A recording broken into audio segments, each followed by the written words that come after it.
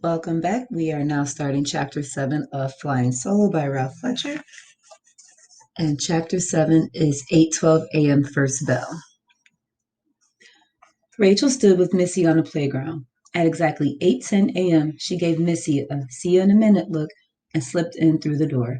She had almost reached her classroom when the first bell rang. Rachel loved coming to class early because it gave her a few quiet moments alone with Mr. Fabiano. He would stand by her desk talking to her, never pressuring her to talk back, and it was a pleasure simply to be near him and feel his words wash over her. Now she entered room 238 and looked around, but the room was empty. Where was Mr. Fabiano? Rachel wondered. Then she spied the large block letters on the blackboard. Class 6 238. Good morning. You will have a substitute teacher today. I know you will give Mrs. Muchmore the same respect and attention you would give to me. You all know the routine for Friday. See you on Monday, Mr. Fabiano. Rachel stamped her foot and the sharp sound echoed in the deserted classroom. Substitute? As if anyone could substitute for Mr. Fabiano. It was the worst, most depressing way to start the day. And it was a Friday, which meant 3 whole days without Mr. Fabiano. The weekend was ruined. She drifted over to where Tommy Feathers used to sit. A photograph of Tommy hung on the wall, but Rachel turned away from the grinning face and glanced at his old desk. She reached down and quickly touched the surface, running her thumb over the place where a heart had been carved into the wood and the letters TF plus RW crudely cut inside the heart. Missy came into the room and stared at the blackboard. Oh no, a sub, Missy said, reading. What a bummer. Rachel and Missy had been best friends since second grade. Before Rachel stopped talking, they'd get on the phone and lose track of time in deep talks about boys, music, religion, God, ghosts, ESP, telepathy. They agreed that it was possible to read another person's thoughts if you were close enough. Missy was fat. Rachel often wondered if Missy's own problems helped her to understand Rachel's. Missy knew what it was like to have kids point fingers, make nasty comments, whisper behind her back. She knew what it was like to have something eating at you from inside.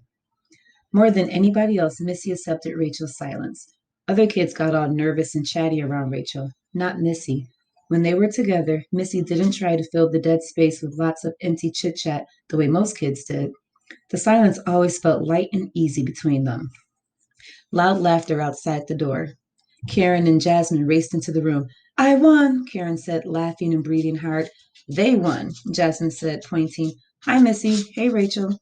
Last fall, when Rachel stopped talking, she stopped smiling too. Now she gave the girls a small wave as a gesture intended to mean hello. At the beginning of the year, Rachel considered Karen and Jasmine close friends. After Rachel stopped talking, the other girls still acted friendly toward her, but things were somehow different now.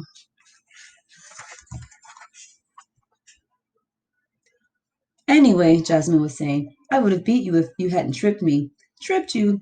The girls took the seat next to each other on the other side of the room. You tripped yourself. Christopher Ransom lumbered into the room. I'm ready to go home now, he announced, flopping down into his desk and stretching out 2 big feet. Christopher's mother was president of the PTA. His father was a heart surgeon. Christopher liked to brag that his father cut people up. He was rich, loud, and obnoxious. Jessica and Vicky came in next. Rachel thought they looked a little funny together since Vicky was so short and Jessica was the tallest kid in the class. Oh, a sub, Jessica groaned, seeing the note on the blackboard. Fact, Christopher smirked. He rubbed his hands gleefully. And what better way to end the week than tormenting some brain damaged sub? Christopher's voice put Rachel on edge. The kid was annoying beyond belief. To help tune him out, she watched the rest of the class enter the room. Tim and Jordan ran in, laughing with Robert and Corey right behind. Robert and Corey were part of the set of triplets. The third triplet, Josh, was in Mrs. Riley's class. Then Rhonda came in and plopped down next to Missy. Oops.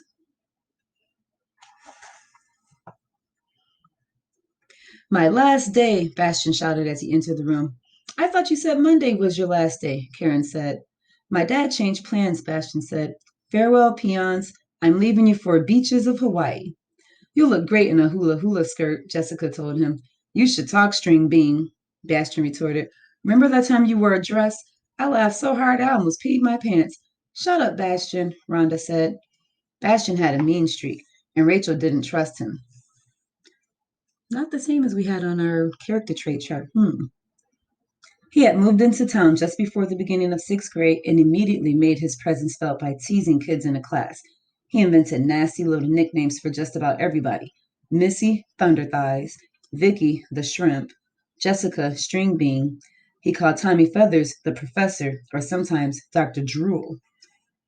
Sean O'Day walked into the room and quietly took a seat at the back of the room. He was slender with a pale, sleepy complexion. Rachel noticed that he was wearing the same Chicago Bulls t-shirt he'd worn the day before. Now he glanced at her shyly and busied himself digging into his backpack. You are my Sean Shine, my only Sean Shine, Christopher sang loudly. You make me happy when skies are gray. Leave him alone, Bastian told him. Not funny. Opinion, Christopher grinned. Sean and Bastian had one thing in common. Sean's father, like Bastian's, had served in the Air Force. Sean's father had left the military years ago. But Bastian said that didn't matter. Air Force is Air Force, once and forever. Sean was the only kid Bastian never picked on, and he wouldn't let anybody else pick on him either. The newest kid in class, Sky Reed, came in last. He had moved from Southern California in January. Tall and lanky, Sky had an earring and wore his blonde hair in a long braid. Bastian teased him about the earring. He and Sky got into a fight on the playground. Nobody won the fight, but Bastian's lip got cut. And after that, nobody teased Sky about the earring or anything else. Where's the sub? Tim asked, drumming on his desk. He was another boy who always made Rachel edgy. You watched the high school baseball game? They kicked Southside's butt. Anybody watch Star Trek last night? That was pretty freaky. Hey, so where's the sub? Sub is short for subhuman, Bastian said. Looks like she ditched us. Christopher started to sing. We got ditched by a ditzy submarine. Not funny, Vicky said. Not even close. Opinion, Christopher replied smugly. Mr. Peacock came over the loudspeaker to make the morning announcements. Good morning, he said. Today is Friday, April 28th. Fact, Christopher said. It's a beautiful spring day, Mr. Peacock said. Opinion, Christopher smirked. Shut up, Rhonda told him. Mr. Peacock proceeded to run through the day's business. Sign-ups for jazz band, no cheerleading practice, track meet next Thursday, bring in cans for the food drive, important reminder, no hats allowed in school. Please stand for the pledge, Mr. Peacock said. Kids looked around, unsure of what to do. Bastian got up first. That was one thing his father had taught him. You stand for the flag, always. When Bastian stood up, the other boys started to get out of their seats. Soon the whole class was pledging in raggedy unison. One nation, under God, with liberty and justice for all. They sat down. Still no sub. This lady must be totally clueless, Bastian said, loudly cracking his knuckles. Opinion, Christopher said.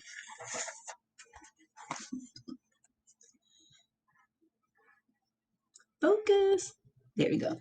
It could be a man, Jessica said. Fact, Christopher put in. I'm begging you, Rhonda told Christopher. Shut up. Attendance, Karen said from the front of the room. Who's absent? I am, Christopher said. I wish, Rhonda retorted. John's out, Bastian said. Really?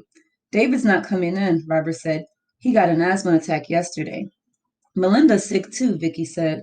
Rachel watched Karen fill out the attendance, checking off present or absent. Her eyes lit on Tommy Feather's empty desk. There was no place on the attendance form to check off dead. How many hot lunches? Karen said. Who elected you teacher? Bastian demanded. She's class president, Jessica pointed out. That's her job. Hot lunch? Karen asked again, ignoring Bastian. What are they having? Corey asked. You don't want to know, Rhonda said. Greaseball pizza, guaranteed, 90% soaked in grease. Karen counted 8 hot lunches, 5 chocolate milks, and 3 whites. Okay, who wants to bring it to the office? Karen asked. Me. Rachel thought it was funny that Rachel thought it was funny the way everybody raised their hands, by habit, even without a teacher. It made her want to smile, but she didn't. Rachel watched Karen standing there, deciding whom to pick. She really admired Karen. The girl was a born leader. Her neat black bangs and dark eyes gave her a no-nonsense look. People took her seriously. Come to think of it, Karen said, I'll go myself. No fair, Tim moaned. Hey, Jessica said, don't forget to tell them about the sub.